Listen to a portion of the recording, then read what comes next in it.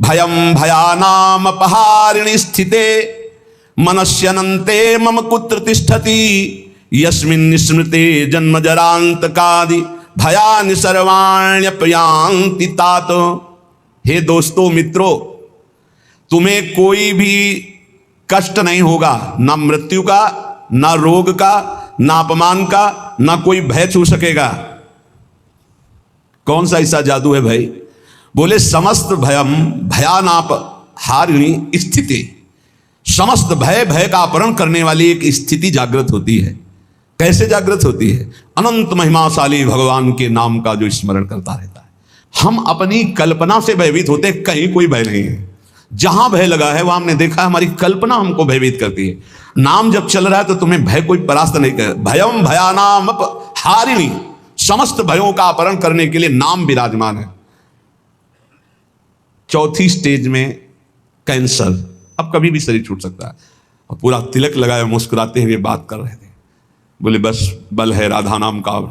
अभी कुछ दिनों से जुड़े थे, यही एकांतिक में उनका पड़ा भी है। हे भयम भयानाप हारिणी स्थिते, समस्त भयों का अपहरण हो जाएगा। विश्वास करो, तुम कितने दिन पैसा कमा लोगे, कितने दिन भोग भोग लोगे, कितने दिन परिवार को संभाल लोगे। हरि गुरु का अंतर से भाव तुम्हारे नहीं जुड़ पा रहा है तो क्या तुम अविनाशी हो? अगर आज मर गए तो तुम्हारी पत्नी, तुम्हारे पुत्र, तुम्हारा परिवार कौन चलाएगा? विश्वम्भर भगवान। तो आज विश्वास क्यों नहीं करता भगवान पर? अपने पर क्यों ले रहा है कि अगर नहीं हुआ तो मैं बर्बाद हो गया हूं? बर्बाद तू तो है ही। आबाद कब तू हुआ था? आबाद तो उस क्षण होता है जब उस ईश्वर का आश्रय ले लेता है और पूरा भरोसा ईश्वर पे छोड़ देता है, उसे कहते हैं आबाद होना।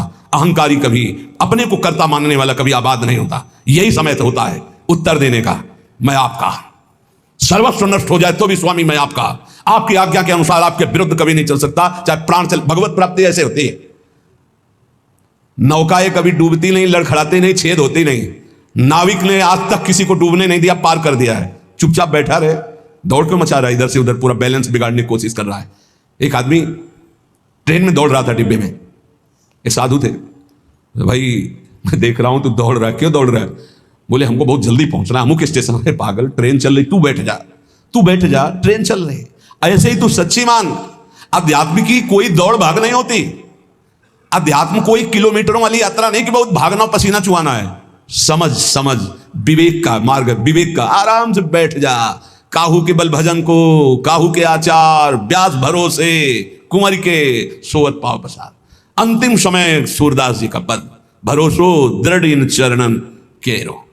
ये है पूरी जीवन की सारी। नाते नेह राम के मनियत, जाके प्रिय नलाम बैदे ही तजिए ताह कोट बेरी सम जद्य परम सने ही। पुलापा नहीं चलता यहां, ठोस चलेगा, ठोस घनीभूत भक्ति। और वो होती भक्तों के चरणों से, हरिभक्तों के चरणों से। जरा भी आप प्रश्नवाचक चिन्ह आपके सामने लग गया तो शरणागति में कलंक लग जाएगा। नहीं, भगवत प्राप्ति का माइक से ठेका लेते हैं। शरणागति, भगवत प्राप्ति बिल्कुल सहज सरल। सब कुछ उनका था, उनका है, उनका ही रहेगा। तुमने जो अपना मान लिया है बस वही समर्पित कराने के लिए रोज सत्संग हो रहा है, उसी को समझ लो। भगवान ही तुम्हारे पुत्र परिवार के रूप में हैं। वही ऐसा प्रश्न खड़ा करेंगे कि तुम भगवान को देखते हो या पुत्र को देखते हो। हमें श्री भगवान की तरफ देखना है तो वो भी हो जाएगा, सब मंगल ही मंगल हो जाए। और अगर पक्ष ले लिया संसार का तो गए, नंबर से आप नीचे उतर जाएंगे। इसीलिए कह रहे, अगर भय मुक्त होना, सबसे बड़ा भय मृत्यु का है, जो बच नहीं सकते, वो आने वाला है। तो बोले जब साधु भी मरता है, गृहस्थ भी मरता है, तो भी भजन से क्या है? साधु मरता नहीं। सांप जैसे अपनी केचुल छोड़ता है, ऐसे साधु अपने शरीर को छोड़ता है और भगवत धाम जाता है। मरता है विषयी पुरुष, जन्मत मरत दुषा दुख होई। इसलिए भयम भयानाप, जो नाना प्रकार के भय, नाना प्रकार के दुख, आपको चिंता शोक, उनसे मुक्त होने के लिए बार बार कहते हैं राधा राधा राधा। नाम जप करो, प्रभु के आश्रित हो जाओ, अपनी चिंता छोड़ो, अपने परिवार की चिंता छोड़ो, भगवत चिंतन करो। बहुत बढ़िया जिम्मेवारी भगवान ले लेंगे।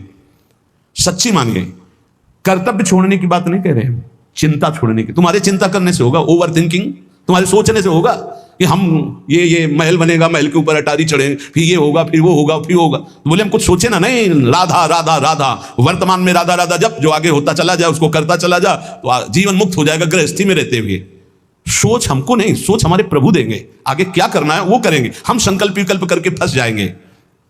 बाले क्रीडन का सक्ता यौवने विषयोन्मुखा अज्ञानयन्त्य शक्त्याः च वार्धकं समुपस्थितम् तस्मात् बाल्ये विवेकात्मा यतेत श्रेयसे सदा बाल्य यौवन वृद्ध्यायैर्देह भावैः रसंयुतः।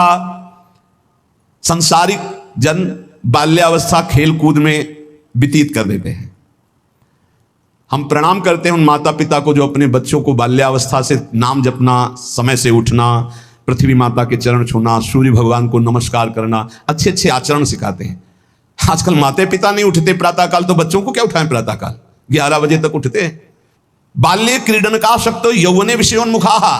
बाल्यावस्था तो खेल कूद में चली गई। जीवन वही धन्य जो भगवान से मिल जाए, वो जीवन किस काम का।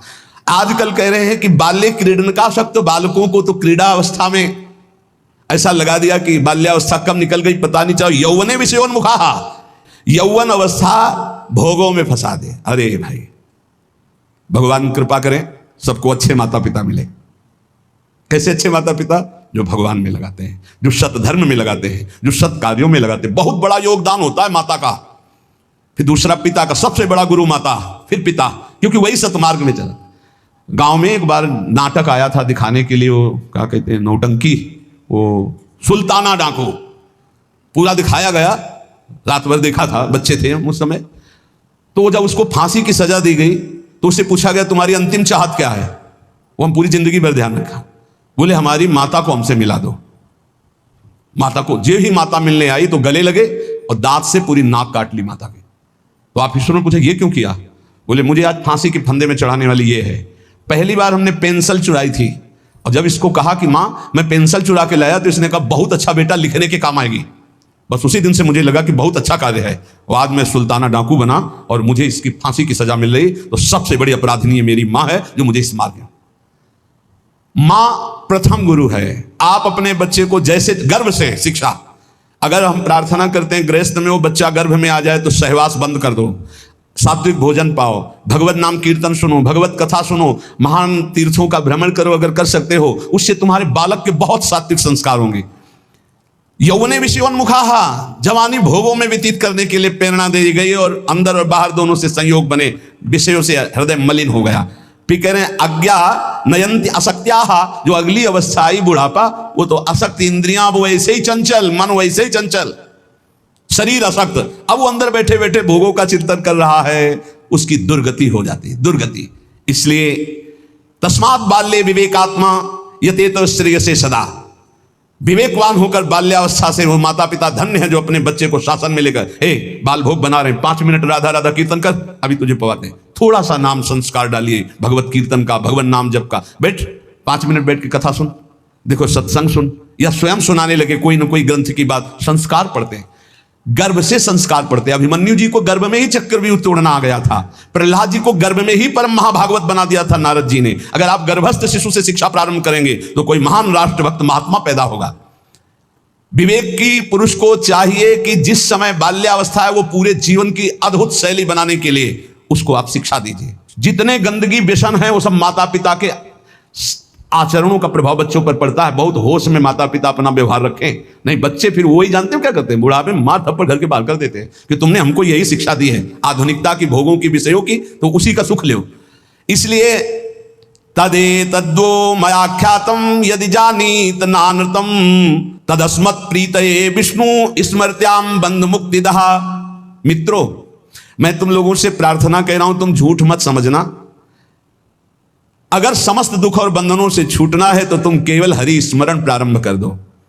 उनका स्मरण करने के पश्चात कोई भी विपत्ति उसको परास्त नहीं कर सकती।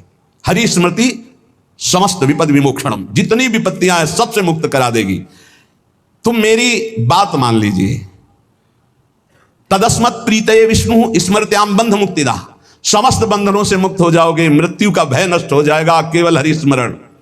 प्रयासः स्मरणे कोश्य स्मृतो यच्छति शोभनम पापक्षयश्च भवति स्मरताम तम अहर्निशम। स्मरण मात्र भगवान का परम मंगल परम कल्याण करता है। क्या जाता है? हरिशरणम राम कृष्ण हरि, राधा राधा हरे नमः। जो पसंद आवे, हमारे भगवान की तो अनंत नाम है, राधा वल्लभ श्री हरिवंश, जो पसंद आवे। खूब नाम कीर्तन, खूब नाम स्मरण। जो नाम स्मरण करता है समस्त मंगल समस्त कल्याण हो जाता है। अब आप बहुत ध्यान यहां दीजिए, नाम स्मरण प्रारंभ करेंगे तो 2 प्रक्रियाएं होंगी।